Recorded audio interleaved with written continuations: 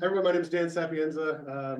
My firm is the town attorney, and this is a presentation that I saw at the Colorado Municipal League Conference this year, put on by Sam Light, who's the general counsel for CIRSA. CIRSA is the insurance company for the town. Sam does a lot of really good presentations. This one caught my eye because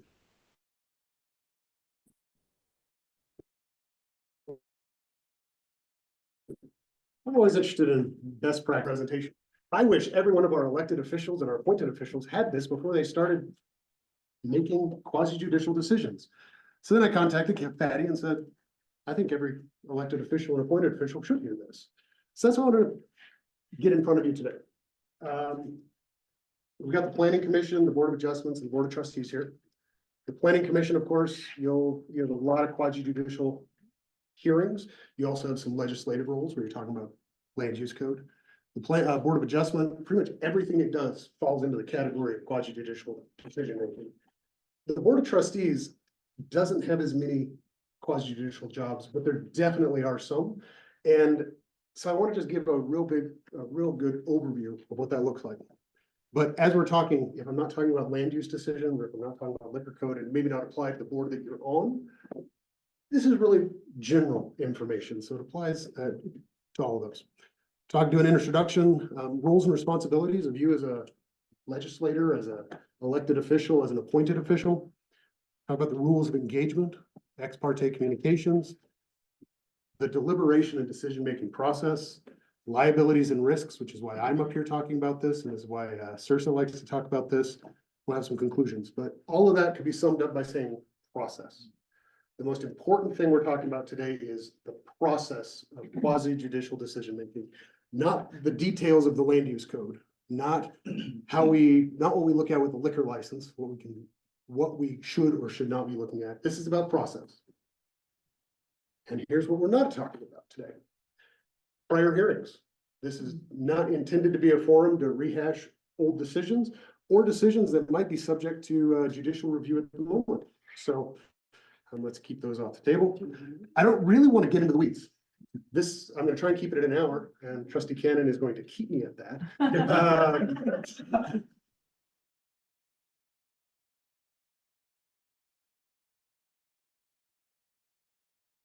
Around. You want to talk about the details? You want to really focus? That's for later. Talk to Cody. He would love to talk to you about these things. Trustees, let's go get coffee and we can talk about it. And also, we're going to be reminding you of all of this when your next hearings come up. So we can get into the weeds at a later date. Code of ethics. We're going to touch on ethics. That's part of this, but that's not all of this. So I don't necessarily want to get into, again, don't get into the weeds. We're also not going to talk about real specific laws. Might touch on the land use code. We're going to touch on Colorado statutes, Constitution, a lot of things like that, but we're not going to really, this is not a legal seminar teaching you the law. This is about process. So the power to, and these slides, I'll give you these slides later.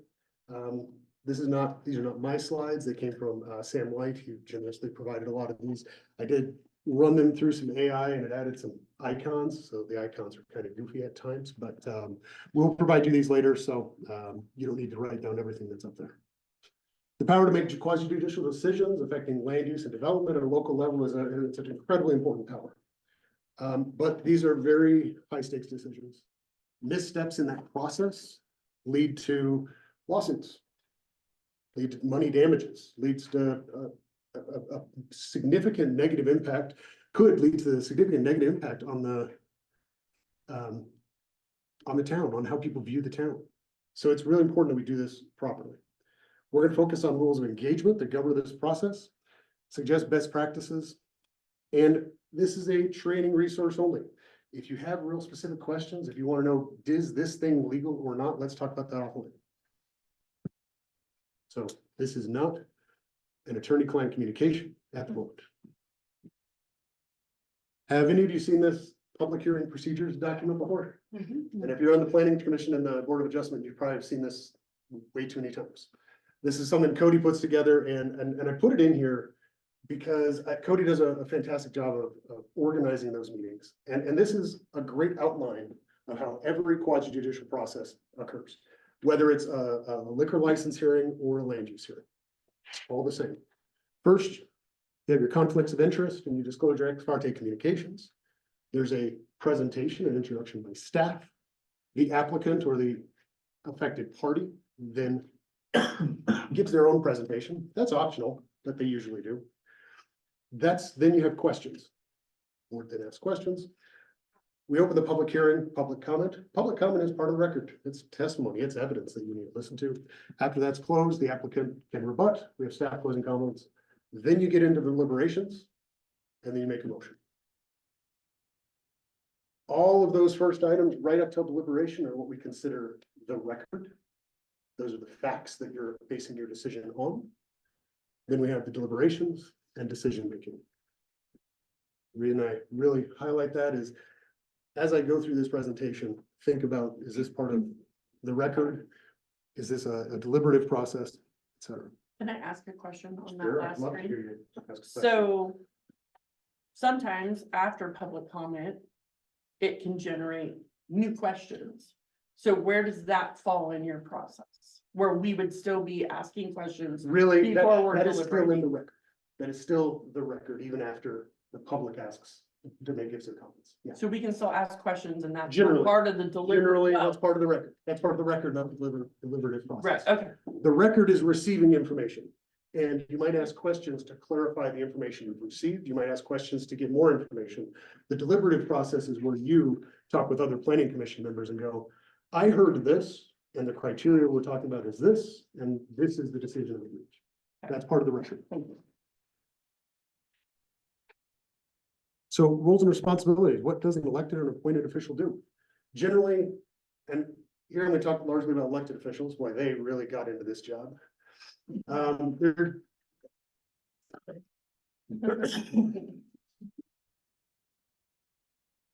You're gonna come back up or I have to share again? You might have to share again. Great. This will be fun. Back down there, yeah.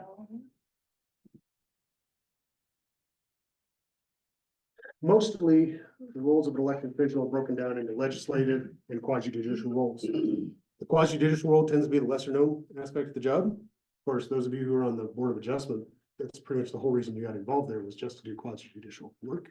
But elected officials often think about the legislative part of it. But the rules between these two things are very different. For legislative activity, which would be for the Board of Trustees, adopting an ordinance, passing a resolution. For the Planning Commission, legislative, which has a legislative role, proposing suggestions or recommendations for changes to the land use code. Those are legislative things. They are of a general character and prospective in nature. That's what you really think about when you're an elected official. That's what you get into the job for. You want to go listen to citizens, talk to them. You want to have coffee with a trustee and learn about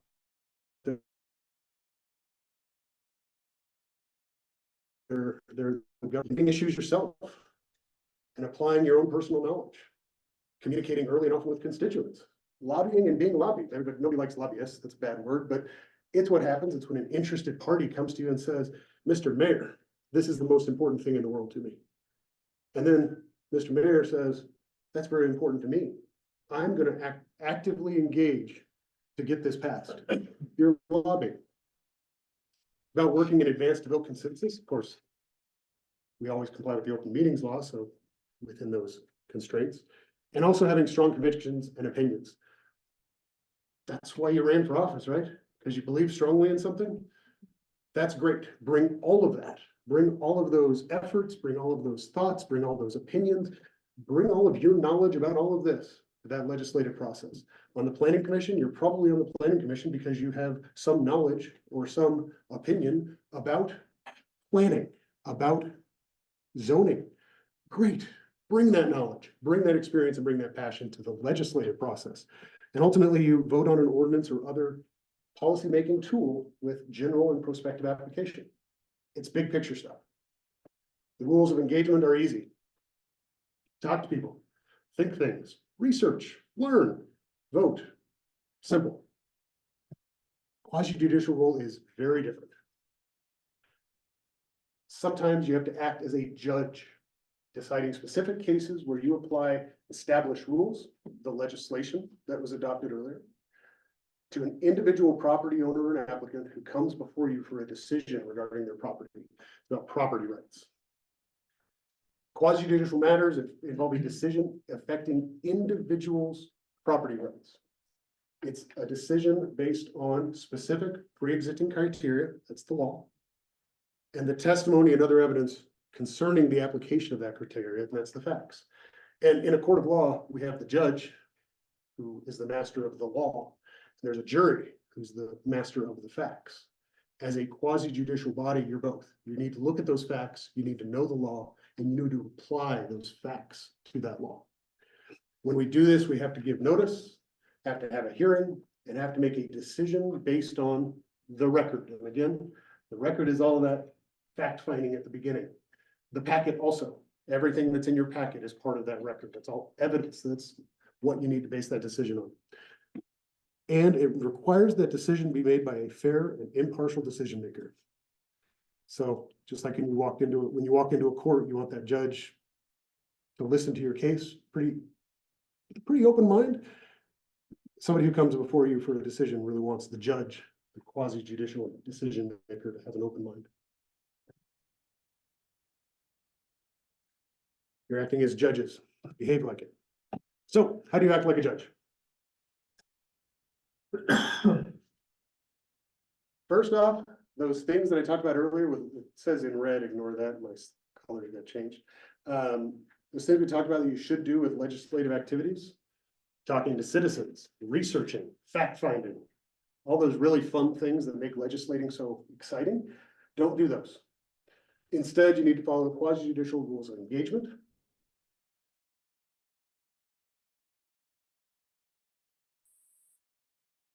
And the premise here is that your decision reflects no person shall be deprived of life, liberty, or property without due process of law. So what this is all about is the Constitution, and the quasi-judicial decision-making process you have is where the rubber meets the road of applying, giving citizens that due process to protect their property rights. That's why we have these strict rules. It's not because they're fun and easy. It's because this is people's constitutional rights. That's your job.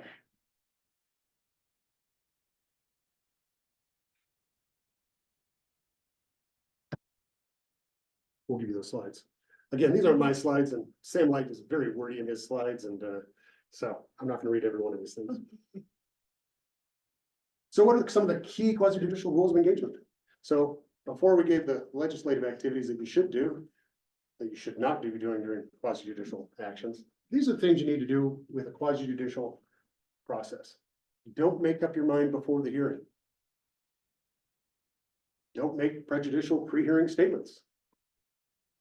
Don't speak with one side or the other before a hearing. Those are ex parte communications, and we're going to talk lots about that. I have a question related to that really quick. We'll get to ex parte in just a bit. Perfect. So we're gonna have it be like, there's like 5 slides about ex parte. Write down your question and hold off on that. We'll come back to it.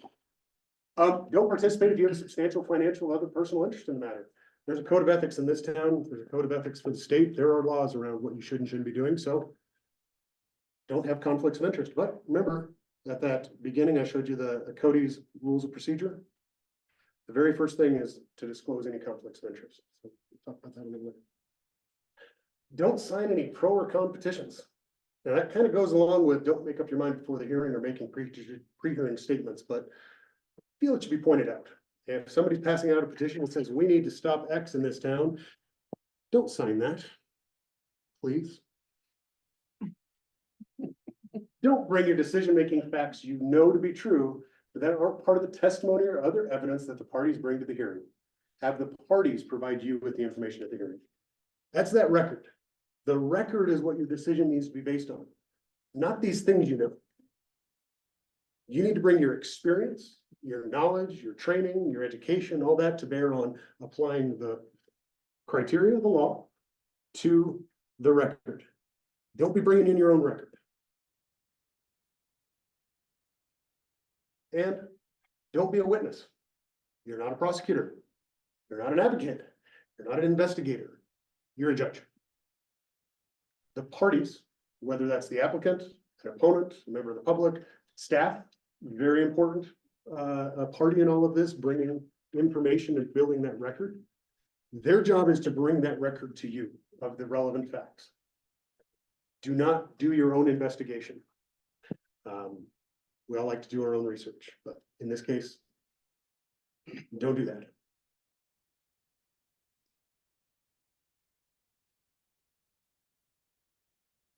Discuss and consider quasi-judicial matters only at a duly noticed hearing. So even once you get that packet, or you've heard something might be coming up, don't call that other friend of yours on the planning commission and go, let's talk this through. You haven't heard the record yet. The record hasn't been created until the hearing has been conducted. Please wait until the matter has arrived on the agenda and is ripe for you to hear, deliberate, and decide. So that would be, you're at a plan, stop picking on the planning commission, at a board of adjustments. There's a section maybe for new business on the agenda. You're like, I hear that this is coming before us next month. I'd like to talk about this first. No, it's not on the agenda. Wait until it's on the agenda. It's been noticed and you've got the record before you start talking about it. Don't engage in pre-hearing buzz.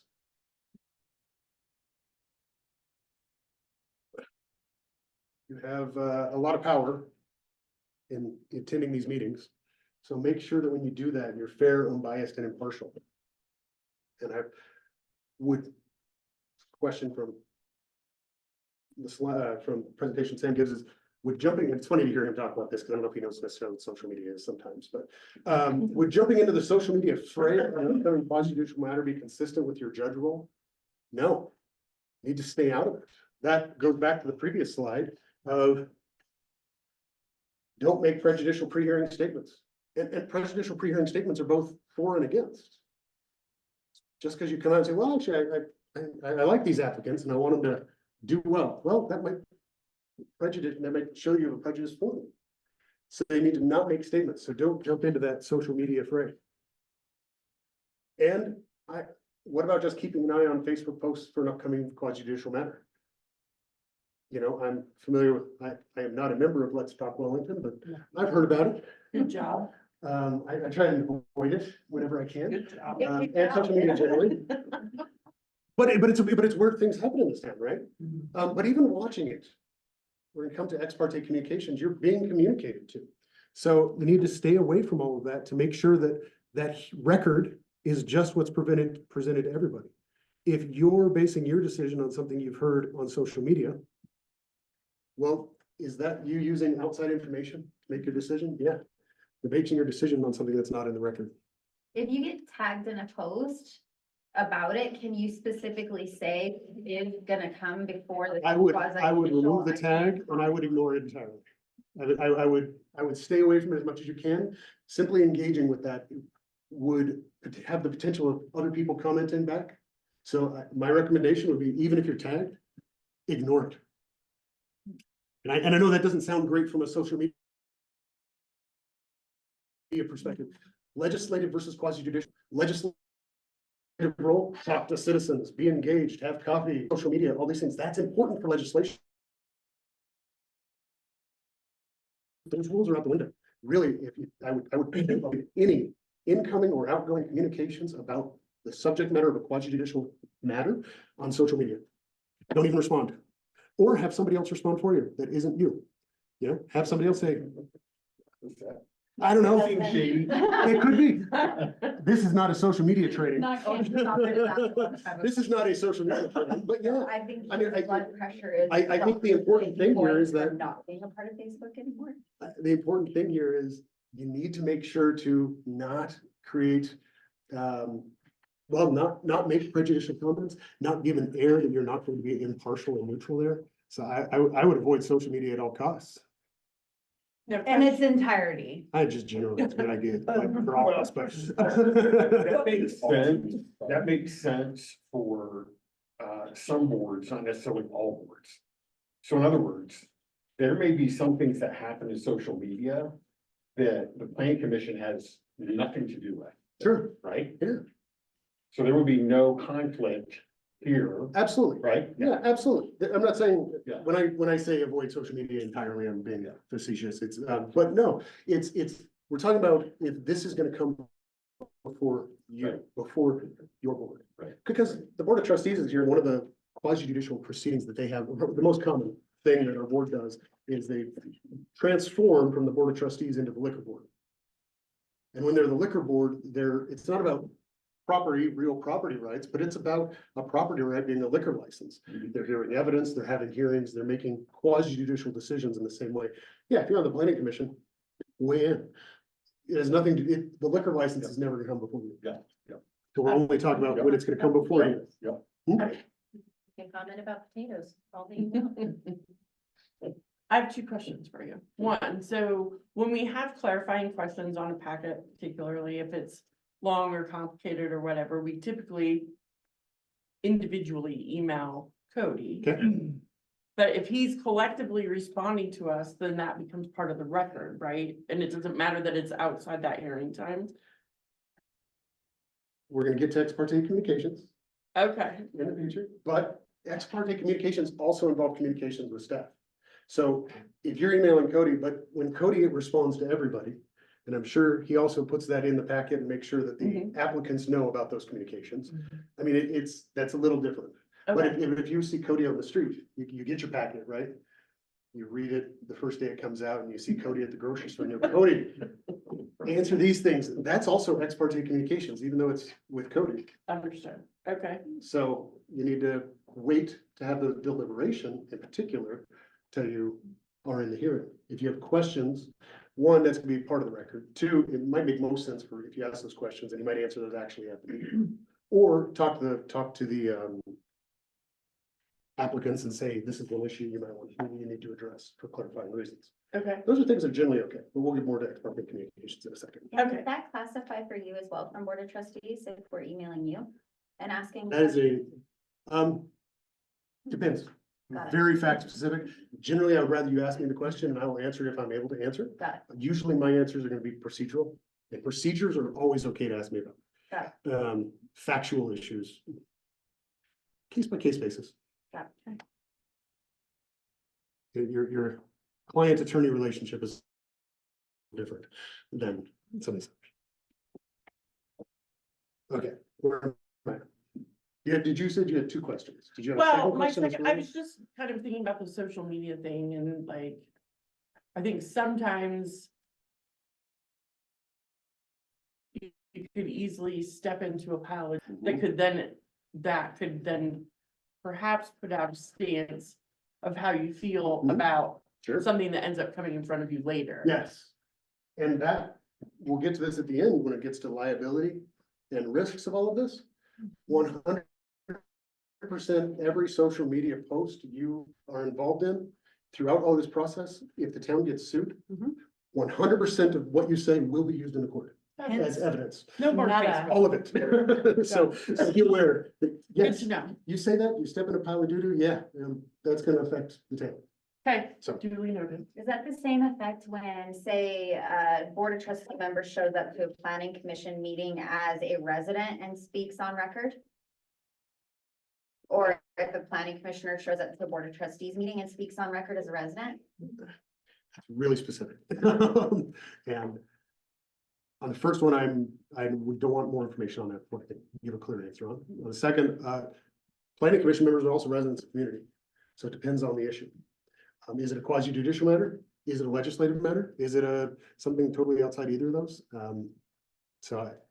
That one I'm gonna say is very fact specific, and I don't have a clear answer for, case by case basis. Got The it. question of, will social media posts end up in front of a judge? Yes, Oh, absolutely.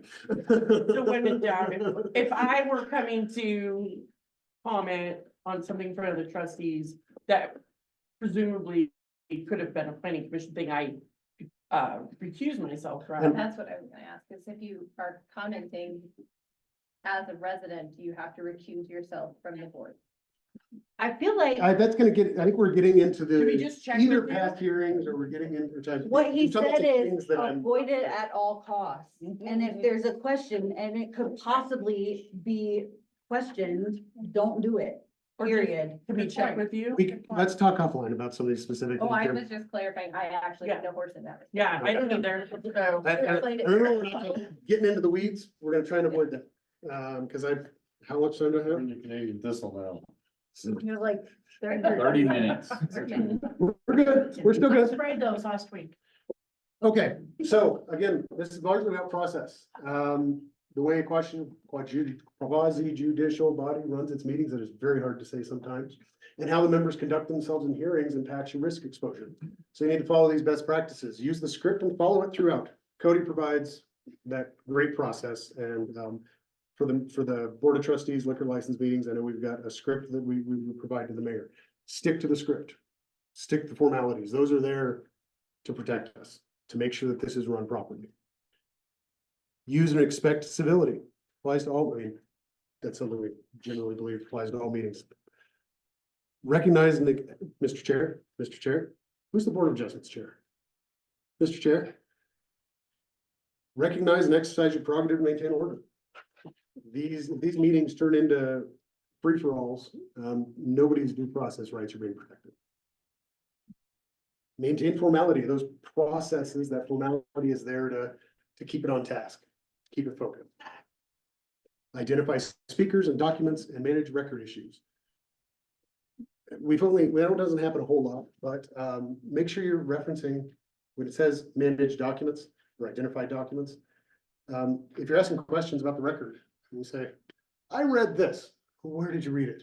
What are you reading from? Because all of that, everything you say during those questions or during that deliberation is part of that record. So identify what you're talking about. Stay focused on the matter and issues at hand and directly manage the core issues to get necessary and relevant information. When these meetings get off on a tangent, often they get off on a tangent that has nothing to do with the standard that's being applied. That's the reality. If it's a core issue, dive deep on it. And if it is a core piece, the decision, a core standard that you need to make sure this follows, go as deep as you need to. But if it's something that is unrelated, somewhat irrelevant, rein that back in, chairs, rein that back in.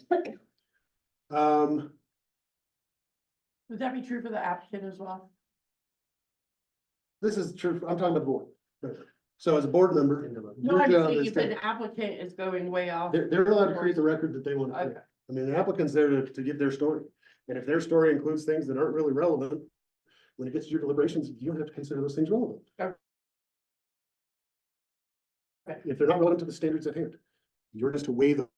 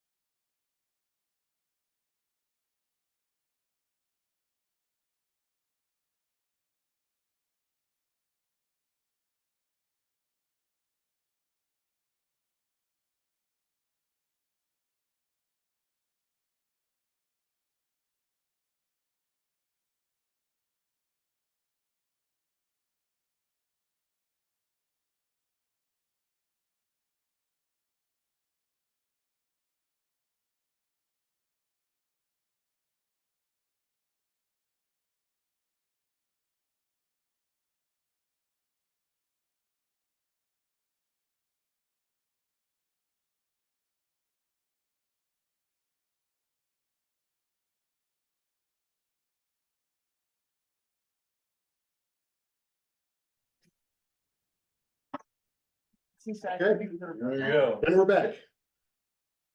Avoiding ex parte communications, and notice that this isn't section, isn't titled ex parte communications, just to teach you, right there in the title, avoid them. That's what I want you to remember, is that ex parte communications. Avoid them. A critical duty of quasi judge is to avoid ex parte contacts, which is a communication outside the hearing about issues in the case. Some examples, meeting with, this is the core example, meeting with the applicant outside the hearing to discuss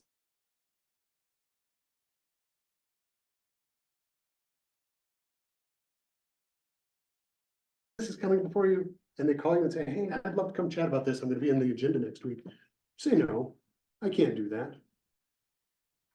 Emailing your fellow decision makers before a hearing to persuade them why they should vote yes or no. Of course, this falls into a couple categories. One, it falls into don't make prejudicial pre-hearing statements. Two, it falls into don't make up your mind before the hearing. But three, this is an ex parte communication. Of course, this would go in the record because it's all a public record, and absolutely, if we got sued, that would be something the judges would hear. Three, attending meetings where folks for or against the application or discussing the application, even if you're not participating. Avoid ex parte communications. That means avoiding hearing people's thoughts and opinions about the issue that's going to come before you. Because what's going to happen is you're going to hear this, it's going to be in the back of your mind. Either you're going to make your decision early, or two, then as the record is being generated at the hearing, all of these things that you've heard are going to color your impressions. And so here you've heard things that nobody else on that board has heard. How can somebody say that their due process rights are being protected if your decision is based on things that they've never heard? That includes Zoom, right? So you don't watch the meetings that I- happen. I wouldn't, if it's, I would avoid, it's not about the media. It's not about Zoom or in-person meeting. It's about avoiding hearing the information. Context. That's the same, I mean, when it says attending meetings, I mean, social media, avoid social media, that has people discussing an application, even if you're not participating. Avoid that information. Try to kind of put your blinders on about the topic that's in front of you, because your decision needs to be solely based on the record. The record is the packet and what you've heard at the hearing. And good point. This is about due process. It's about protecting property rights of the citizens, of the residents of Wellington. And so imagine you yourself were the applicant coming in front of impartial judges. You said your piece and they've all made their minds up already because of things they heard somewhere else. Wouldn't feel like a fair process, would it?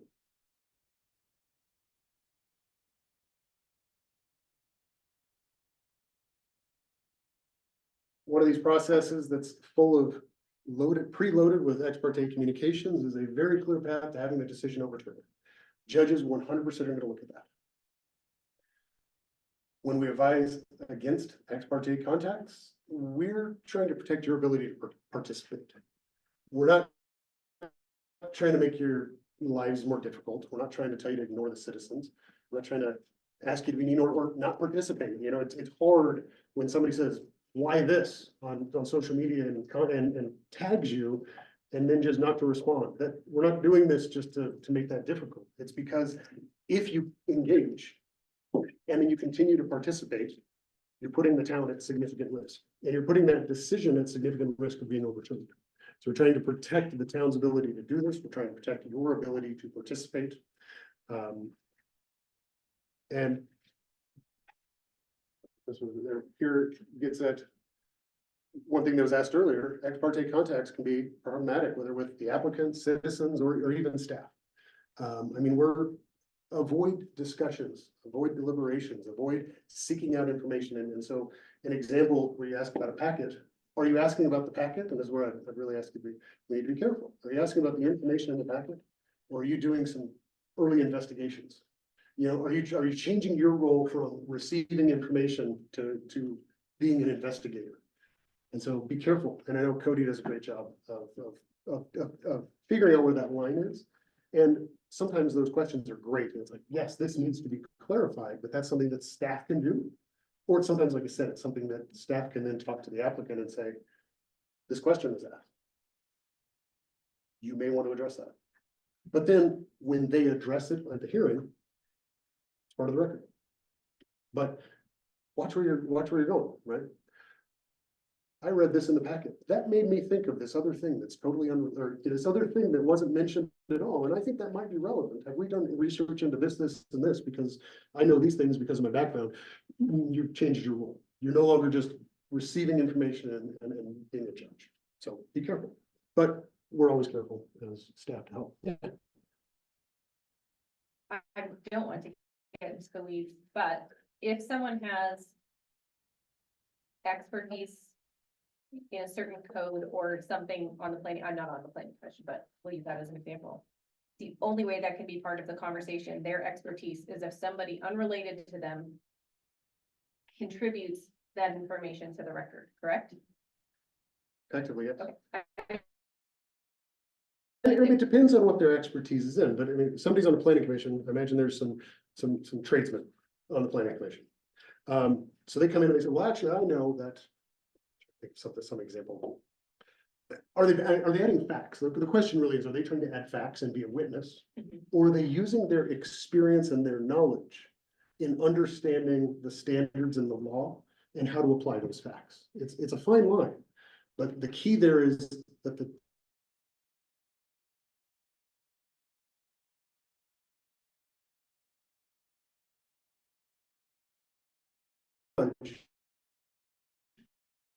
decision maker is not a witness. Mhm. So you know, they're causes problems. Well, that's not in the record. That's not there.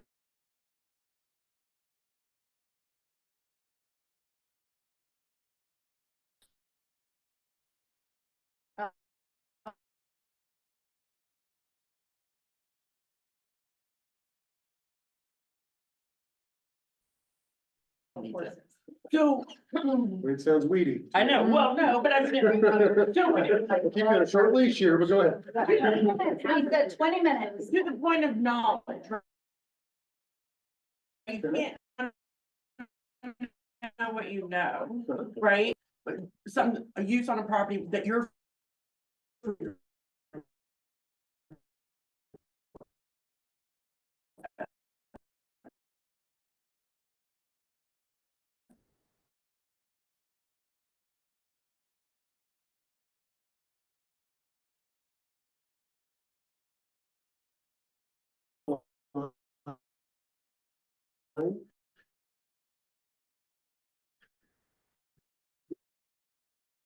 It isn't clear. It's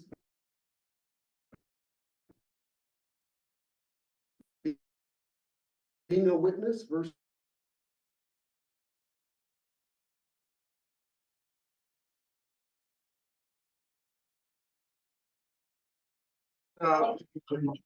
wonderful. So we didn't record that. So good, we got that. But let's talk later. I'm happy. In the hearing itself, no texting or emailing each other about, or anybody, not just each other. Don't text and email about the subject matter of the hearing. But I would go further to say that if you've got a computer in front of you during the hearing,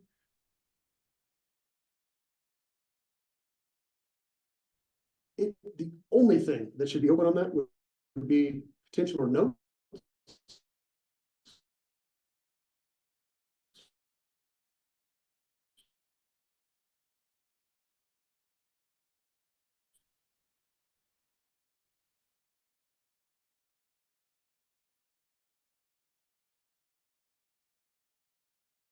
Be careful. And so like I said, I would just close everything on your computer. Is it smart to not bring computers or cell phones into the equation at all? Like, should that be a rule? Well, I would say your cell phone might be quick, but no, because I want the packet. If somebody, if I'm in a meeting, I want the packet. And some of these packets, I mean, these planning commission packets can be, Board of Trustees, we limit them to just a couple hundred pages.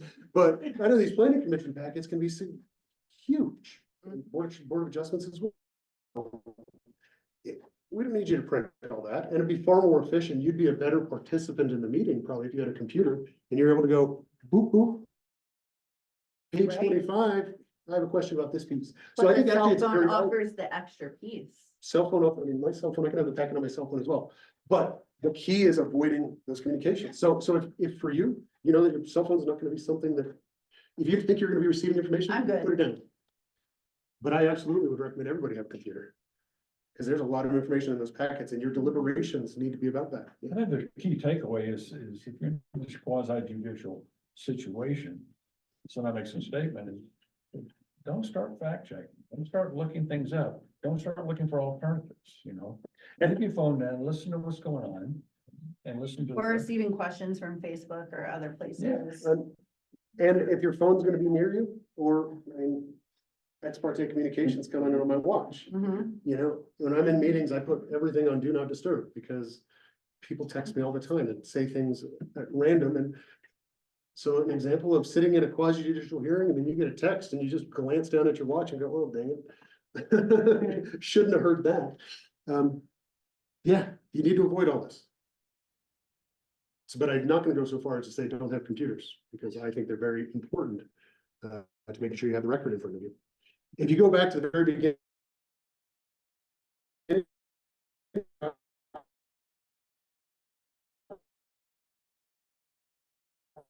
About those legislative actions, which are those fun things, talking to citizens. Any of those are problematic in this area and potentially disconnected.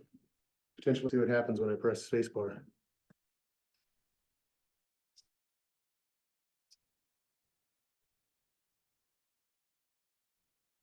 Nothing. Nothing.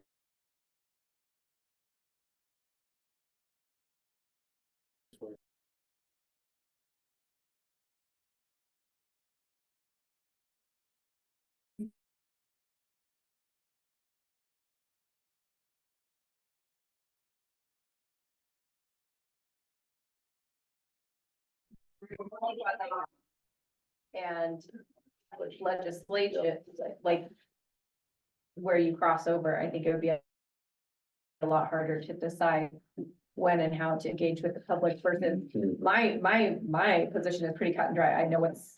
You don't have the agenda and board adjustments? Yeah. Yeah. It's hard. That's why I saw this training and thought, every member of the board of trustees should hear this before we get further. This is hard stuff. This goes against the very nature of why people run for office. Like, we're telling you not to talk to citizens. We're telling you not to fact find, not to go out in the community and go look and do your own investigation. We're telling you not to do the very things that you think of when you think of a good legislator, a good elected official. But it's vital to not do those things. Only for the. For the quasi-judicial. Quasi-judicial. And so Only in these for these situations. situations, it's also that makes it incredibly hard to say, oh, you want to talk Now about it can. ordinance 1, 2, 3? Yes.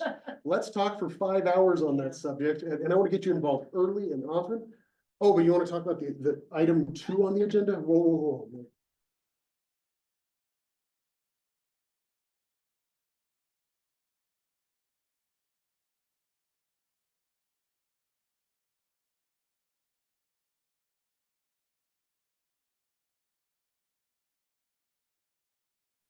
It's disconnected. Perfect. There, it went. I'm connecting to my own. No, we'll see what happens here. So it's a good idea to actually have some pre-prepared talking points. Nope. And Kidding. I've sent these out to Board of Trustees in the past, and I'm happy to send out some others, usually just on a case-by-case basis. Fire. If The anybody- internet provider, not you. Oh, no.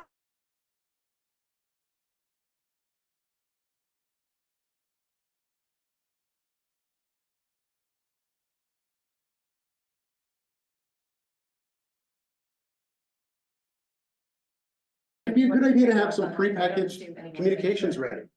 If you're on the Board of Adjustments and just know that if somebody emails you about something, have a little line that says, thanks for, I'm gonna read this word for word. Thanks for your interest, but I can't talk with you about this application outside the upcoming hearing. I'd like to hear your views, but because this is a specific property rights case, I need to hear and consider the evidence only through our public hearing process.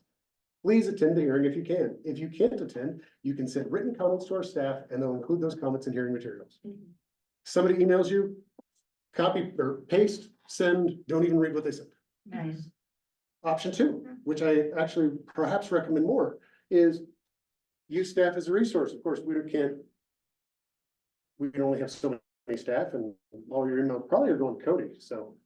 Sorry, Cody. But he's up for it. It's what he's here for. Use staff as a resource. You received an email and you think it's about an upcoming hearing. Forward it to Cody. Don't even engage. Don't respond. Don't say anything. I said, Wyatt, I want to talk to you about this. You just send it on to Cody and Cody respond with Wyatt.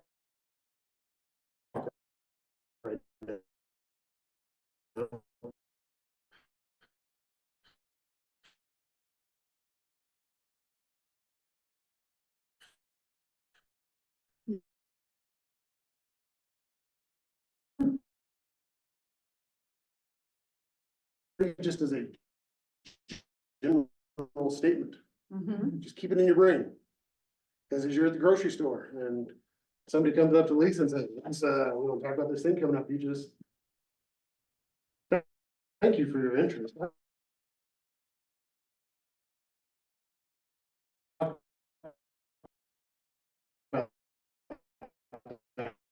Right now.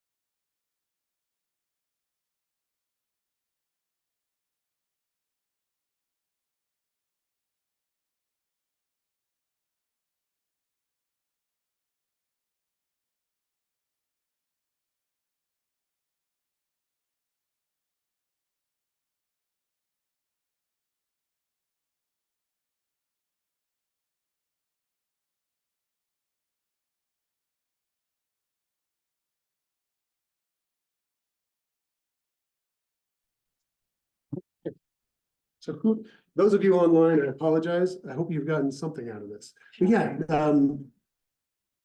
disclose that. And I typically do. You do, Yeah. you do. I know. But any engagement, even if the engagement is to say I'm not engaging, I fear that that's going to take you down a road, or anybody.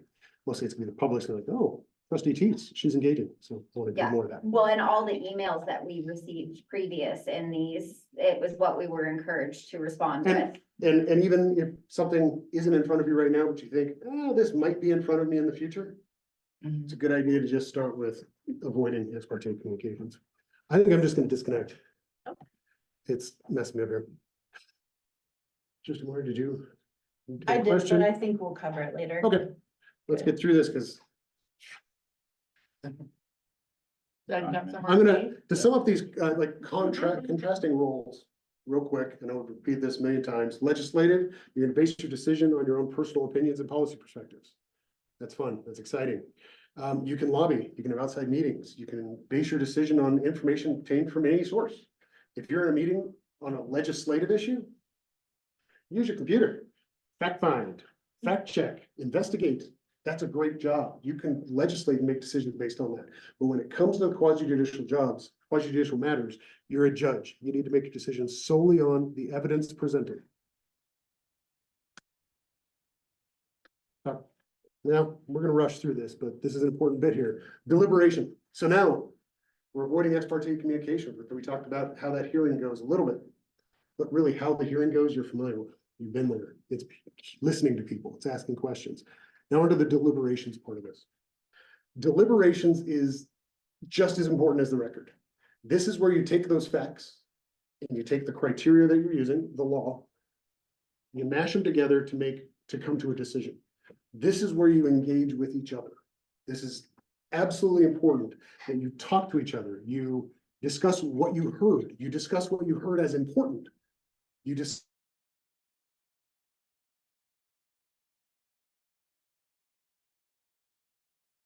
discuss the facts you heard. This is where the applicant and the entire public and the reviewing judges, if we ever get in a lawsuit, comes to understand how and why you came up with a decision. So this is the basis. Your decision is based on the deliberations, how you connected those dots. So talk amongst yourselves. You must make your decision based on relevant criteria.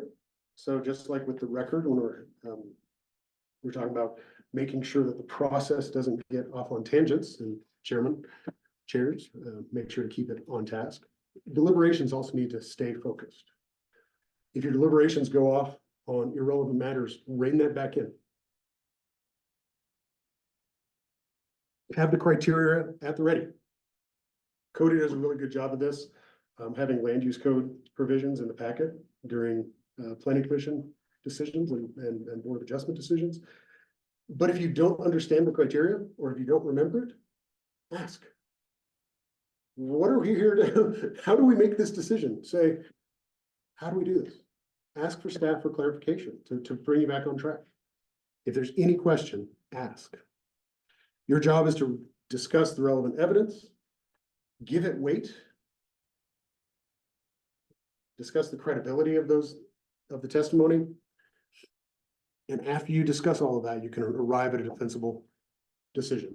And Sam uses the rule of why in this decision-making process.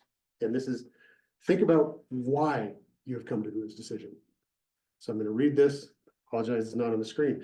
Mr. Mayor says, I'd like to thank everyone for their comments to this development board. Now it's time for the board to deliberate. Who would like to start? Member Sam says, I would. Thank you, sir. I think we've heard a lot of differing opinions here, and I just want to say I'm adamantly opposed. I just don't like it and I'm voting no. Another member says, whoa, Sam, may I ask, why do you intend to vote no? Sam responds with, I'm voting no because it doesn't meet our standards. It's not much clearer than saying, I'm voting no. And he says, okay, why do you think the standards aren't being met? Then Sam might respond with, well, I believe the standards aren't met because based on the staff report, the staff report says this project doesn't meet our design standards based on these criteria. Why? If you don't understand, make sure you can answer the question of why are you voting this way? Why are you thinking this way? That's kind of the process, the core of these deliberations. Take those facts and apply them to the standards. Why do you believe this meets or doesn't meet the standards? What are the facts backing that up? Make sure everybody has an opportunity to speak. So this is one of those, go around the room, make sure everybody has at least some opportunity to speak, I think is really important. When you're deliberating, think and speak as a judge would. You are a judge. Say, I find the evidence shows. This isn't vibes-based decision making. Don't say, I'm really not feeling it. Say, these facts don't support this. I'm voting no because of this thing. And when you're getting ready to act, make sure that the decision document is accurate. So in the case of Planning Commission and Board of Adjustments, I know staff creates report, recommended findings, recommended conclusions, and then run through it. And often what happens is you might go through those and go, I'm voting yes because of this one, this one, this one. You know, kind of just saying what are those key facts that applied. But you could also say, I totally disagree based on this, this, and this. I don't agree with this staff report. I'm as a board, we want to vote no. Well, you might want to recess, draft a proper document at that point. You want to make sure that there's something in the record that supports what you're saying. And that's a board by board process. You know, I think Cody does a very good job with Board of Adjustment, the Planning Commission, creating the recommendations. At the Board of Trustees, you know, a lot of the decision-making that you do at the Board of Trustees in this role, the quasi-judicial nature is liquor licensing. And with liquor licenses, the standard really is a license shall be granted unless these things are found. And so you're kind of proving the negative in that case. And so we're maybe not quite as formal with the recommended findings, but actually after thinking about all of this, I took a lot out of the presentation when I heard it. So thinking about all this, we're going to try and rein that in a little bit and focus those documents a little more. Formalize those liquor license hearings a little more. Liability and risks. This is all, the reason we're having this conversation is, I've said at the beginning, this is about protecting constitutional rights. When you do not afford somebody due process with a government process that affects their property rights, that violates their rights, they can sue, and they do sue. There are state claims, it's called Rule 106 action. It's effectively going to the state courts and saying that decision did not afford me my due process. The decision was arbitrary and capricious. It should be overturned. And the courts can actually say, yeah, that wasn't the right decision. And they're not going to do that based on thinking you made the wrong decision. They're going to do that based on you having the wrong process. They can receive damages. So the town can pay monetary damages. The judge can reverse your action. So if the vote was to not allow something, the judge can say, oh no, they absolutely can do that. They can get attorney's fees. There's all sorts of penalties for the town. So it's there's a lot of risk to the town to be sued like this. But there's the legal side, there's the monetary side, there's a kind of a practical side and a perception side. If this isn't done well, if people's property rights are not protected with due process, there's really going to be a loss of trust and confidence in our government. If people don't believe that they can come to the Planning Commission and get a fair shake, they're not going to want to come to the Planning Commission. They're going to really lose faith in everything we're doing here. So there's a lot of reasons that we need to do this right. And I wish I had that. And if we go to court, if we get sued for all of this, keep in mind that the record is not just the things that are in the record for your decision making, but the record also includes your deliberations. It also includes all those ex parte communications that might be found out in the wild. Things like any comments on Facebook. The court is going to look at an incredible amount of information to determine if the decision, the quasi-judicial decision, was done properly, whether that process was upheld. The judges aren't going to overturn your decision because they didn't like it. It'll be because you made an arbitrary decision or you deprived the participant of fundamental fairness. There are a lot of things that, there are a lot of presumptions that actually run in the town's favor in these cases, but you need to do the process correctly.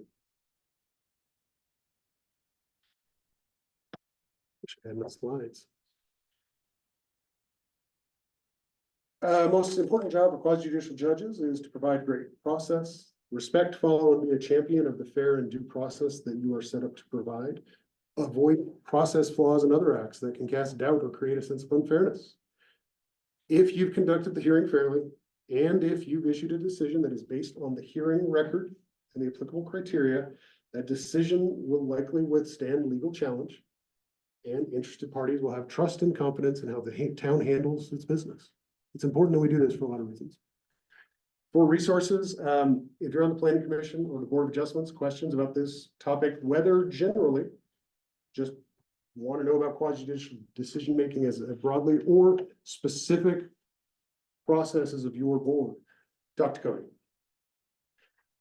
Cody is a great resource on this. And one of the reasons I don't come to Planning Commission meetings is because they're run really well. So I think he's done a fantastic job. And so if you have questions, I absolutely go to him. And if he can't answer them, which is a rare thing, he'll come to me. He'll come to me and then I'll say something and he'll realize he had the answer all over. So absolutely use him as a resource. Trustees, you can always talk to me. You can always talk to Patty. You can always talk to Cody. any of us are happy to answer your questions, or whether it's, again, big picture quasi-judicial or process specific for our individual boards. When you receive these slides, there's also a number of resources here from CIRSA, because again, this is a CIRSA, largely a CIRSA presentation. CIRSA is our insurance agency. There's trainings, there's guidebooks, there's all sorts of things that can be of use if you want to know more about these processes and kind of best practices. That's 3 minutes over, but I took technical difficulties, so I feel pretty good. Quite honest, to be quite honest. Dan, can That I was ask one more fantastic. question? Yeah, you did. Yeah, good. Could I ask one clarifying question? Yeah. Really quick. So up Can there. Can you explain how what the process intersection is of our three boards? That is a really in the weeds, specific question and totally outside.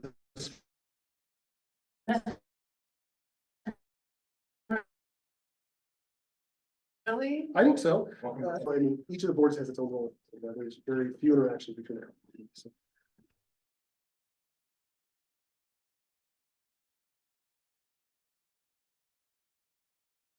For at least two of us, two boards do intersect, don't you think? which ones? Board of Adjustments and Planning Commission. Board of Adjustments reduce.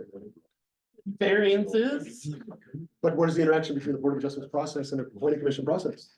Well, Board of but- Adjustment is, it can only be appealed in court. Planning Commission process would be go to the Board of Trustees. Intersection of the processes, there's almost no.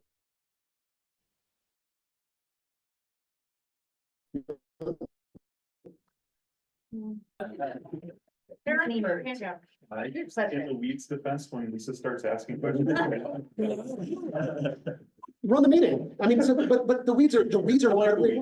The weeds, Stay out of the weeds. they're incredibly important if it's a relevant weed to get into. And that's the key Mostly is, sarcastic. I know, but when I've seen quasi-judicial meetings straight, where you see them go into steps and it's like, this is not a good place to be going. Usually it's getting into the weeds about something that is not relevant. Bring it back. That's where you like, bring it back. Bring back, that's a great opportunity as a chair, or it's everybody's responsibility, not just the chair, to make sure the due process is upheld. So it's a great opportunity to say, I think we need to bring this back. Cody, what is the standard that we are applying in this? So bring it back to thinking about what the standard is. And like I said, for liquor licenses, those are often relatively simple because the standard is shall approve unless X, Y, or Z. And so we could say shall approve unless X, Y, or Z, and well, I'm not sure this has anything to do with X, Y, or Z. You're talking about Q. Easy one to say, let's move back to the topic at hand, something that's relevant. So weeds are great if it is a core issue, but weeds are not great if it's off in left field. So that's your job, bring it back. So yeah, tell Lisa, we're on the weeds, unless she's digging on something important, and she often is. Well, Yeah, Eric that's is some- always in a rush to get out the door and I'm in a rush to make sure I do. I'm curious. But it is football season, so. Hold on. Let's bring it back. Yes. Bring it back. Trustee Daly and then Steve will get to you. Yeah. So You use the rule of why for the decision making. It seems like the control reads with the rule of how. How is this relevant to this decision we need to make? I think that's a great way to put it. How is this relevant to the standards that we need to apply to this case? I think that's a great example. I just really like the concept of weeds and what's relevant or not, because sometimes when I'm like, I get a little nervous that we're going outside of the scope of what we should be discussing or what's appropriate for a specific hearing.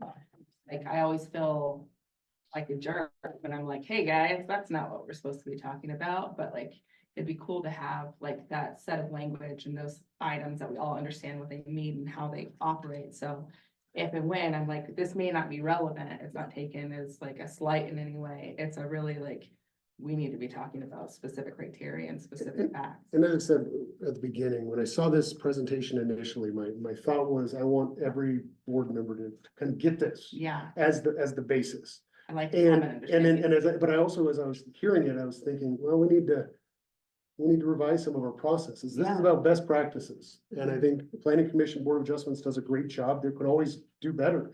At the board of trustees, I've been thinking about how we can do better to provide that information. Yeah. And really make sure that those standards are front and center. Yeah. So that's something I've been really thinking about. But yes, I love that's a it. great way to bring it. When it feels, when you're sitting in one of these hearings and you go, I'm feeling a little uncomfortable about where we're Yeah. going. I'm not sure if this, like, you feel like sometimes like, I'm not prepared to have this discussion because it's not Yeah. not in front of me. You're kind of feeling uneasy. Right. That's a great time to maybe check in. Yeah. Check in with the rest of the board, check in with staff, check in with go back to those standards of, is this thing we are on a tangent on relevant? Yeah, I love that we're all on the same page, so I think this is so valuable. And I know there's a ton more to talk about, Mhm. and there's a lot more details, but we're Thank you, good. Dan, and great Thanks. job. Thank you, sir. I don't have a weed problem. I'm just saying. I have in my yard. Good. There you go.